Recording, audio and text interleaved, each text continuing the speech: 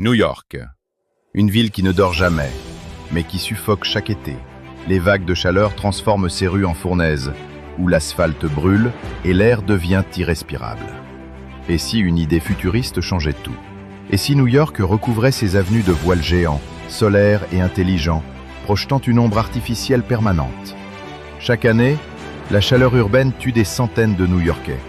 Entre les gratte-ciels qui piègent la chaleur, les voitures qui dégagent du CO2 et le manque d'arbres, la température en plein Manhattan peut être 8 degrés plus élevée que dans les banlieues.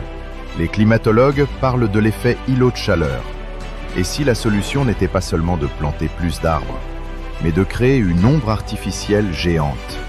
Imaginez Broadway ou Times Square, recouverts d'immenses structures légères, suspendues entre les tours comme des ailes futuristes.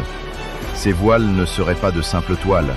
Ils seraient faits de panneaux solaires translucides, capables de produire de l'électricité tout en filtrant la lumière du soleil. Le jour, ils créeraient des zones fraîches, baignant la ville dans une lumière douce et agréable. La nuit, l'énergie accumulée permettrait d'éclairer les rues avec un halo futuriste, transformant New York en ville lanterne.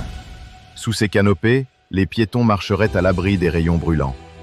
Les cafés de Manhattan pourraient enfin installer des terrasses en été, sans craindre la chaleur extrême. Les familles profiteraient des parcs urbains transformés en véritables oasis. La circulation aussi évoluerait.